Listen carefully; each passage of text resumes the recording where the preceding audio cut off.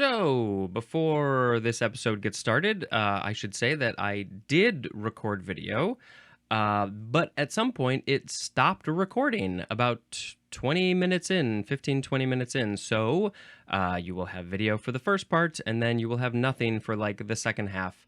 And oh man, it was so the second half when I was like, I'm doing all the crazy visuals. So, you won't get to see any of those. The best visuals that I ever did see. You won't get to see them. Okay, on with the episode.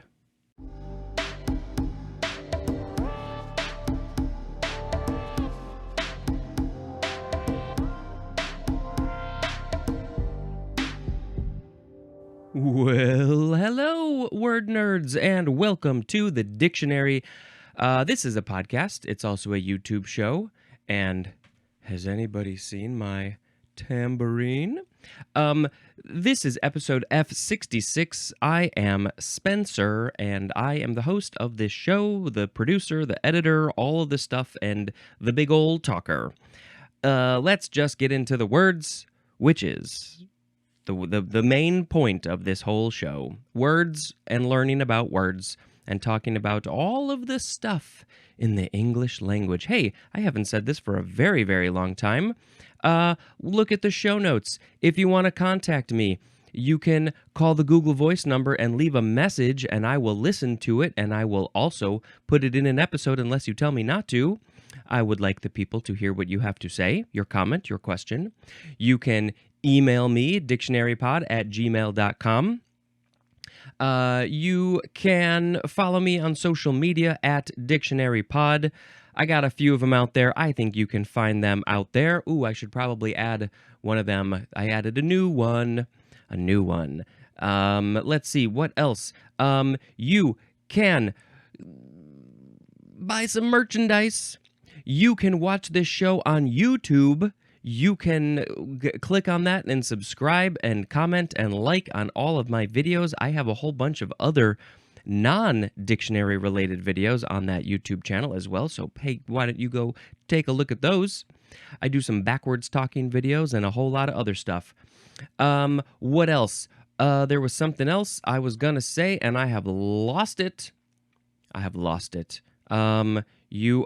go ahead and write a review. Write a review.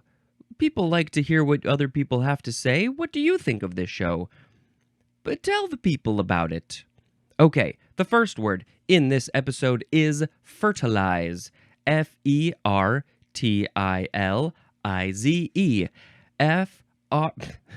Fertilize. This is a verb. It looks like it's only transitive. It's a transitive verb from 1621. It means to make fertile. Like what? Like a subdefinition. To apply a fertilizer to, as in the example, fertilize land. How are you fertilizing land? Well, I think I mentioned some possible ways in the previous episode. Maybe you're putting some manure on the land. That's a biggie, I think. I think that's what farmers do. I don't know. Number B, to cause the fertilization of. Oh, to cause the fertilization of. So is that like fertilizing a cow? You are causing the cow to be fertilized when you take the semen from a bull and put it into a cow through their side. They have a hole.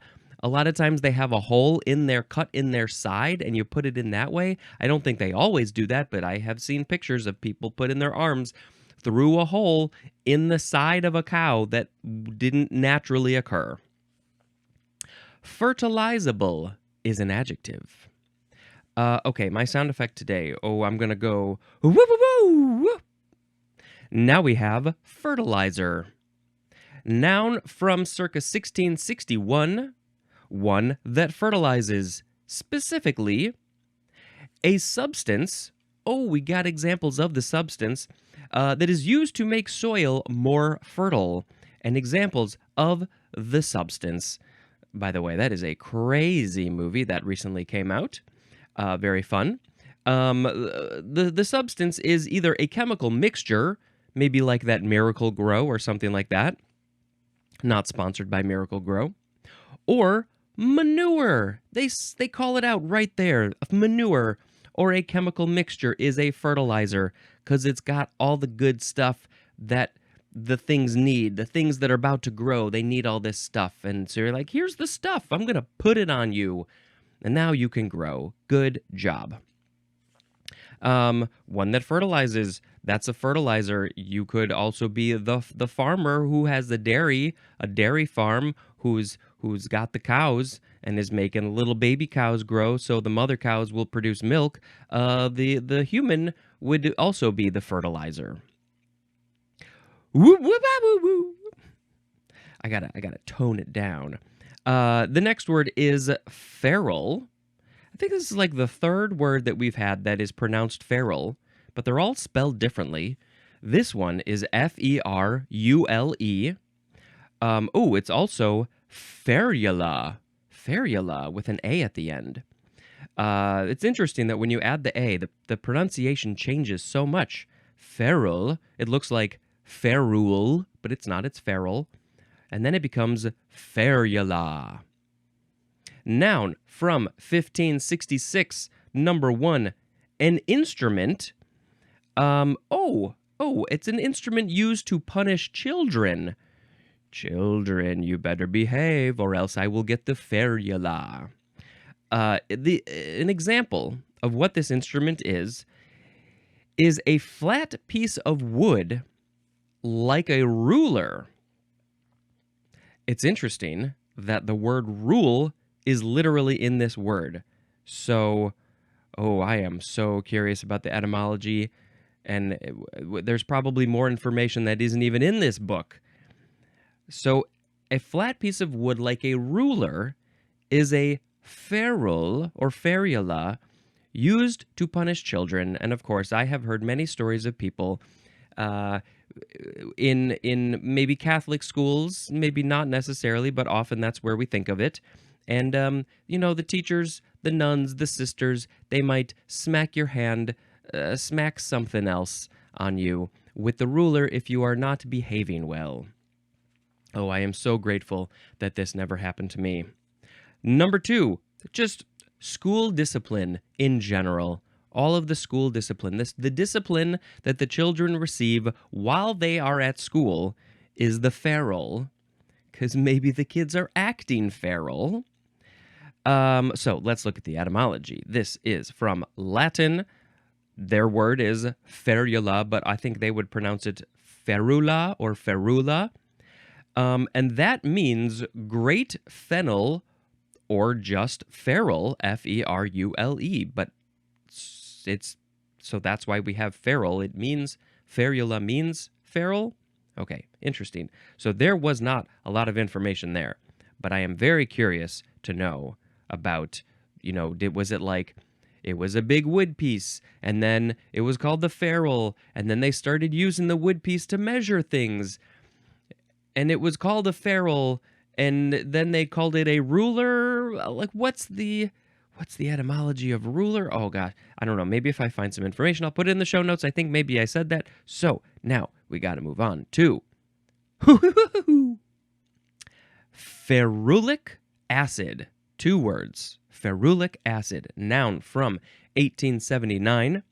This is a white crystalline acid that is structurally related to vanillin or vanillin and is obtained especially from plant sources. And an example of that plant source would be aspen bark, the bark of the aspen tree. Bark, bark. Vanillin or vanillin makes me think of vanilla, and vanilla is from a plant source. There is the vanilla tree or something. Don't lick it. It won't taste like vanilla. Trust me on that one. I don't have personal experience, but I think I'm right. So this is the acid. The ferulic acid is the acid that structurally related is obtained, especially they get it from plant sources. That's what it is. A white crystalline acid, and the etymology says it is from the word ferula or ferula, which is that Latin word which means great giant fennel. But fennel is a plant, right? So there's probably some connection there. Oh, by the way, I forgot to say, back to ferule, the instrument to punish little children. Giant fennel, maybe it's a big long stick, and that was what they were hitting kids with. Possibly. I don't know. Should we look up giant fennel? I gotta find my keys. Here's my keys. Let's see. Let's put this screen over on that screen, and let's turn this off. Gotta find my keys again. Come on, keys. Giant fennel. Ferula communis. That's the species name. And let's look up some images. I mean, it looks like a tall tree thing, and it's got kind of just a long trunk that's looks like it would do some damage if you got hit with it. Okay. Next we have fervency. Noun from the 15th century. The synonym is fervor, which is coming up. When I have some fervor, I go. Next we have fervent. Adjective from the 14th century. Number 1, very hot. And the synonym is glowing. Maybe when the embers are very hot, they are glowing. Recently, I blew out a candle, and there was a little piece that went, ploo, it flew away, and it was glowing. It was glowing, and it landed on the shelf, and I was like, oh, I don't want that on the shelf, so I brushed it off, and it got on my hands, and I was like, it's going to be hot, it's glowing, but it wasn't very hot. So fervent is so hot, it is glowing. Number 2, for fervent, exhibiting or marked by great intensity of feeling. The synonym is zealous. And the example is fervent prayers. If you are praying so hard, your feelings, your emotions are coming through the prayer so hard, then you would be doing some fervent praying. Another synonym is the word impassioned. Yes, so if you are feeling the feeling so much, you're just like, oh my God. Maybe actors get into this state of mind. I am so impassioned about the speech that I am making, and I'm crying. I am fervent. It's a good word to know. I think, sure, maybe, why not? Fervently is an adverb. What's the etymology? This is from the Latin fervere, which means to boil or froth. There's more at the word barm, B-A-R-M. So yes, hot, boiling, frothing. So if you froth milk, you're getting the milk very hot. And especially if you're like using that wand, if the barista is using that steamy wand at the surface of the milk, it's going to get it all frothed. It's something about the proteins and the enzymes are getting all flustered and something. Maybe they're getting fervent. So yeah, it's very hot, it's boiling, and then they were like, well, we can use it metaphorically. Maybe some poets, couldn't get the T out. Maybe some poets were like, yeah, this is a cool word to use metaphorically. We're talking about our feelings boiling up out of us. Now we have fervid, F-E-R-V-I-D. Adjective from 1599. Number, interesting. Okay, I thought I made a mistake, but no, I did not. I did not screw up this time. Number 1 is very hot, again. And the synonym is burning. Ooh, it's so hot, it's probably glowing, and it's also burning. Number 2, marked by often extreme fervor, as in a fervid crusader. So fervent and fervid are both adjectives. For this one, fervid, another synonym is the word impassioned again. Fervidly is an adverb, and fervidness is a noun. So these two seem very similar. What's the context? Are there certain contexts that you would use fervent, but you wouldn't use fervid? I don't know. maybe possibly they look like they have a very similar or identical etymology, so they're just two words for very similar things: fervent and fervid. And now we go on to the other related word here. It's fervor. Fervor. Noun from the 14th century. Number 1, intensity of feeling or expression, as in booing and cheering with almost equal fervor. And that is a quote from Alan Rich. Maybe Alan Rich was talking about a sporting match game, and half of the crowd was very happy at the result of the game, and the other half of the crowd was not so happy with the result of the game.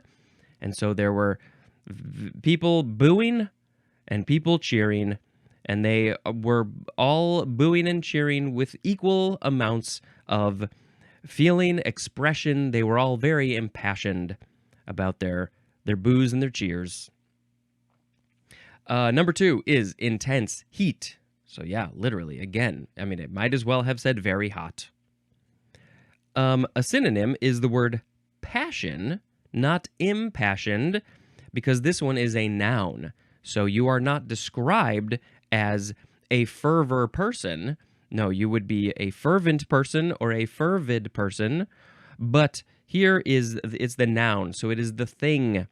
It's not a physical object, but, you know, when we play Mad Libs, we say noun, person, place, or thing, but we don't typically come up with words like this that are not a literal thing in 3D space and time, but it is still a noun. So I think that we should try and be better about using these types of nouns in Mad Libs. Why am I not playing Mad Libs with this podcast? Okay, fervor. Anything else about fervor? Looks like it's a similar etymology, so we're going to go to... My sound effect has so much fervor. Now we have fervor, spelled Fervour, which is the chiefly British variation of fervor, which is the one that I read. Now we have... we are in the FES section. We have fescinine or fescenine. It is spelled Fescenine. Fescinine. Adjective from 1601. Ooh, the synonyms, they're good ones. They are scurrilous and obscene. And scurrilous is SCURRILOUS, scurrilous and obscene. Interesting. Fescinine or fescinine. Well, I need to know more, so I'm going to look at the etymology. Won't you come with me? Come inside, read the etymology. This is from the Latin fescinini, and then in parentheses it says versus. Versus, I don't know why. It's still in italics, just like the word fescinini. But it looks like this fescinini is ribald songs sung at rustic weddings. Probably from Fescaninus, which means of Fescenium, which is, it's a town in Etruria. Fescenium is a town in Etruria, which I assume is in Italy, possibly. And so they would maybe sing these songs. I don't know what ribald, R-I-B-A-L-D, ribald songs, and they would sing them at rustic weddings. I think of a rustic wedding maybe being in a barn with some hay, and people are in overalls. So this word then became scurrilous or obscene. Those are the synonyms. There's no definition. So this is a fascinating word. I'm sorry, I keep on leaning on this table, and it's creaky for some reason. I don't know why. Stop creaking. Okay. Next is fescue. It looks like the word rescue with an F. Fescue, noun from 1589. Number 1, A small pointer as a stick. Used to point out letters to children learning to read. Okay, class? If you misbehave, I'm going to pull out the ferule, but maybe I can use this fescue as the ferule. But right now, I'm going to teach you some letters up on the board. What's this letter? A. This next letter is B. Okay, very good. Nobody misbehaved. I don't have to smack you on the hand with this fescue. It's a small pointer to point out letters to children learning to read. It's a very specific thing for a very specific purpose with a very specific name. Okay, I'm going to pull out my fescue now because it is time to teach letters. Number 2 for fescue is any of a genus of tufted perennial grasses with panicled spikelets. Ooh. And the genus name is festuca. And I feel like we should probably look at what this is. It's so interesting that we had... So maybe they used this plant to... uh-oh, I'm typing the wrong letters because I'm all sorts of messed up here. Maybe they used this fescue as their pointer. Maybe if it's long and spiky kind of, I mean, it's a grass, right? It looks like it's a grass. Yeah, perennial grasses. Maybe they were like, well, here's a stick. I'm using this short little stick to point out letters to children, and it looks like this grass that we have. Looks like one blade of grass, so we're just going to name it after that. I guess, what's the etymology say? It is from Middle English, festu, which means stalk or straw. And that's pretty much it. That is it for fescue. Now we have, something interesting. Fescue foot. 2 words, noun from 1949. Is this when your foot is growing grass out of it? Maybe hobbits have fescue foot. Okay, this is a disease of the feet of cattle, resembling ergotism, that is associated with feeding on fescue grass, and especially tall fescue. Oh, is there tall fescue and short fescue? So what happens, we'll just reword this, is that the cattle eat this fescue grass that we just talked about, and it resembles ergotism, and I think that's related to fungi. So maybe there's a fungus on the fescue grass or something. I don't know. Don't quote me on that. And they eat it, and there's a problem with the grass. Their system, their body, their digestion system is like, I don't like this. So I'm going to do something to your feet. I'm going to make your feet do something so people know that you have fescue feet. I don't really want to look up a picture of fescue feet or foot. Now we have fess, F-E-S-S, or you can add an E at the end. And this is the first form of fess. Noun from the 15th century.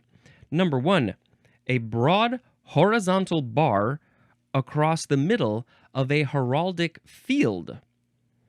I wanted it to say shield. I thought that they were heraldic shields. So is a field the same as the shield? Is it literally a field of grass? I don't know. I think maybe it's just another word for a shield or something. I'm not sure. But it's a horizontal bar, goes through the middle, and it's broad, and it's a fess. Every part of the heraldic stuff has a name. Number 2, the center point of an armorial escutcheon. I can't remember what an escutcheon is. I read that last year, I guess. But it's the center point. Let's see, where does this word come from? It's from Anglo-French, fesse, which means band, B-A-N-D. And there's more at the word fascia. Fascia. So yeah, the fascia, like the muscles in your body, they're like in bands, and so this is a band, it's a fess, and that's why they called the horizontal bar in the heraldic field the fess. Now we have the second form of fess. This is an intransitive verb from 1840, and it means to own up. And the synonym, this is when it's all going to come together for you, it's the word confess. Ho ho. So yes, it's just the short form of confess. Fess up. Sorry, I jumped ahead. This is usually used with the word up. You gonna fess up to all those bad things that you did? If you don't fess up, I'm gonna smack you with a ferule.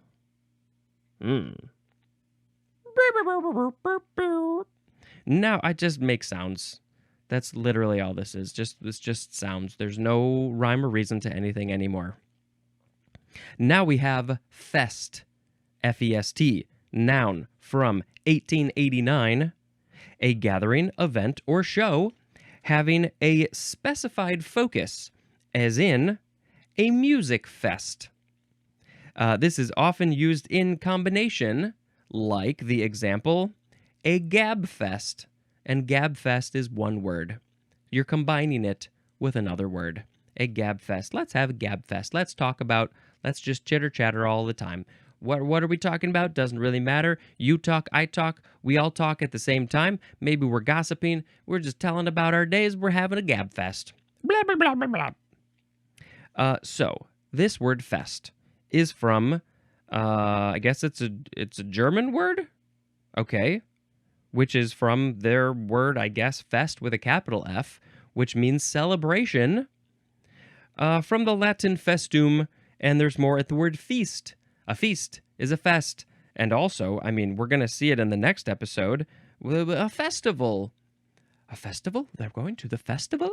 And so did festival come from fest? I assume that fest would be short for festival, but I think maybe fest is just its own word. Let's have a fest. Let's have a word fest. Can we have a fest that's all about words, and we do some dictionary readings at this word fest? Now we have festal with it, so it's fest with an AL. It's an adjective from the 15th century of or relating to a feast or festival. And the synonym is festive. Ah, yes. Right now, I am recording this right before Thanksgiving here in America, 2024. And we're getting into that festive season. Although people have been already doing like the Christmas decorations and stuff a month ago. It's literally getting earlier every year. Eventually, we're just going to start putting up Christmas decorations on January 1st, I think. So, festive, if you are festive, you are relating to a feast or a festival or some sort of celebration, and so festal is very similar to that. Festily is an adverb. Now we have fester. The first form, it's a noun from the 14th century. And, this is a good definition. It is a suppurating sore. A suppurating sore, and the synonym is pustule. Oh, I know some of you just closed your ears. Everything of you just tightened up because you didn't want to hear pustule. A suppurating sore. What is suppurating? I can think of some possibilities, but what is it exactly? Why is this sore suppurating? What does this word come from? It's S-U, where did it go? S-U-P-P-U-R, and so this is an interesting word. Let's see. Let's find super. It's not super like Superman. Superate. Here we go. Yes, to form or discharge pus. So if this sore is creating pus or the pus is coming out of it, which is why it is also called a pustule. Okay, great. The etymology says that this is from Latin fistula, which means pipe, or fistulous ulcer. Do ulcers release pus? I'm not sure. A pipe. So it's like a little hole, maybe, for stuff to come out. Yes, that is definitely what I think of a sore or a pustule. Should I stop saying pustule? Okay, I shall do that. Now we have the second form of fester. This one is the verb from the 14th century. I'm more familiar with fester as a verb than a noun. I am also familiar with Uncle Fester from the Addams Family. I never really thought about... Well, let's just read it. Number 1, to generate pus. To generate pus. Number 2, the synonyms are putrefy and rot. Number 3A, to cause increasing poisoning, irritation, or bitterness, and the synonym is rankle. Rankle. I've never heard of rankle. We have an example here. Descent festered unchecked. The descent festered unchecked. Nobody was checking the descent, the people who are the disagreements. So the disagreements just kept on going. There was my stutter. My stutter showed its little face. To cause increasing poisoning, irritation, or bitterness. Yeah, this is, again, one of those more metaphorical kind of things. Maybe not literal poisoning or skin irritation or bitter. Yeah, this is all like it just makes me feel all gross. Okay, now we have 3B, which is to undergo or exist in a state of progressive deterioration. And the example is allowed slums to fester as if they are growing pus, generating pus, putrefying, rotting, to undergo or exist in a state of progressive, deteriorating over and over again. Why aren't we putting more money into the slums so they cannot be slums, so people can live in decent places? Let's just do that. I don't know if I mentioned this. Those were all intransitive, and now we have transitive, which is to make inflamed or corrupt. So this could literally be inflamed. The pustule is festering. It's inflamed. Maybe it's infected. Maybe you should go get that checked out. That's really gross. Go to the hospital. Or to make corrupt. The politics, maybe there's some bad cops in the copper place and the place with the police people, and they are corrupt, so they are festering it. They are making it corrupt. Let's see. Okay, so we've already talked about the etymology. I mentioned Uncle Fester. I don't think I ever thought about why Uncle Fester is called Uncle Fester. I never thought about that. It's all about just gross, pussy stuff. And now I very much appreciate his name. Did you think about that? I didn't think about that. At least I don't have a memory of thinking about that. I'm sure I did at some point. I don't know. Okay, we got to go on to... I'm very passionate with my emotions when I make the sound effect. We have one more word, 2 forms. It's the word festinate. Festinate. First form, verb from 1596, and the synonym is hasten, like quick, pick up your pace, let's get going, quickly, fastly, go ahead and festinate the process. Let's festinate this podcast so I get to the end quicker. Now we have the second form of festinate, which can also be pronounced festinate because it is an adjective from the year 1605. The synonym is hasty. They're just so hasty when they're trying to get to the movie that started 20 minutes ago. We have an example, though. A most festinate preparation. And that is from Shakespeare. So in one of Shakespeare's stories, He was talking about people who had a most festinate preparation. Maybe they prepared for a party, a fest, very hastily. So it was a festinate preparation for a fest. Okay, festinately is an adverb, and this word comes from, we should know where it comes from, the Latin verb festinare, which means to hasten, perhaps akin to the Middle Irish word bras, which means forceful, also from the Welsh word bris, B-R-Y-S, which means haste. They're all related.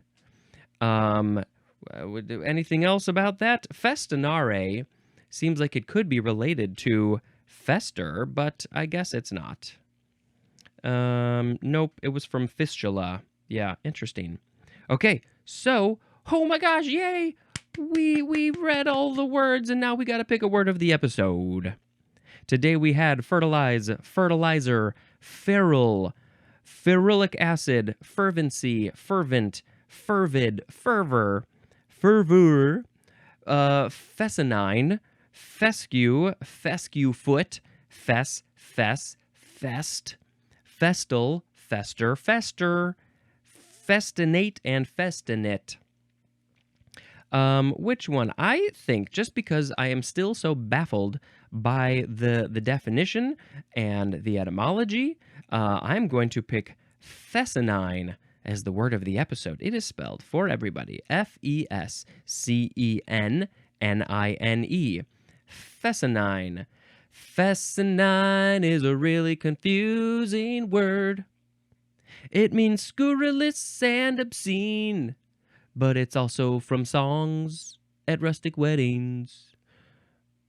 Fescenine, fescenine, fescenine, fescenine, fescenine. What does it mean? I don't know. I'm really confused.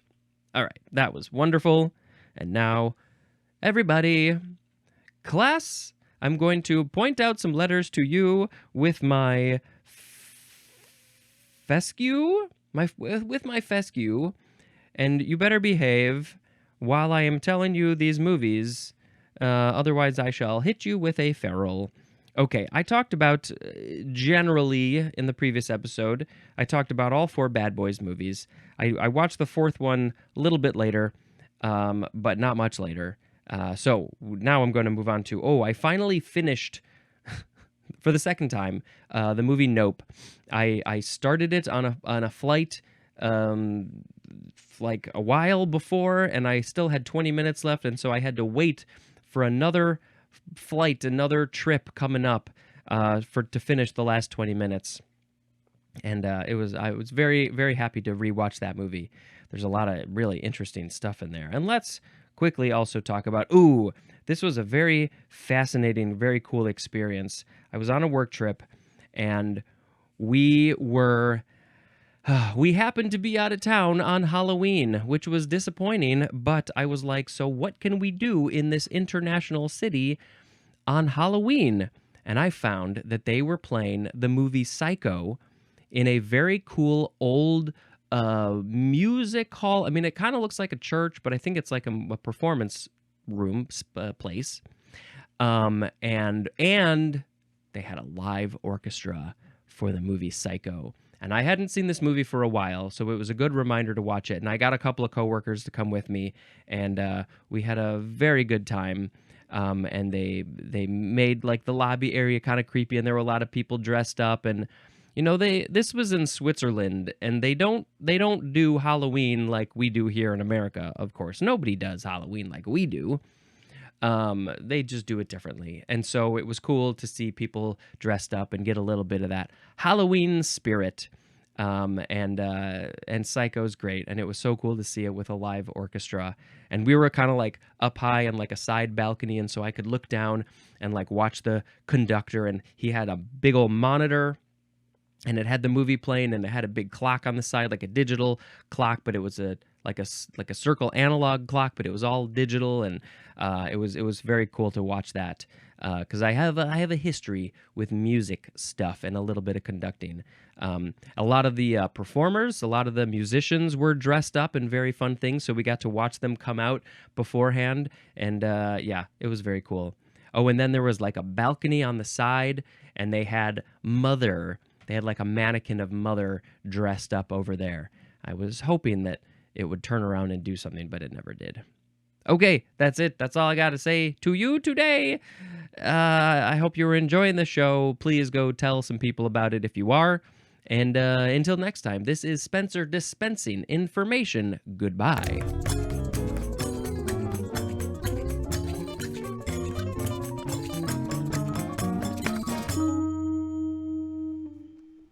Woo!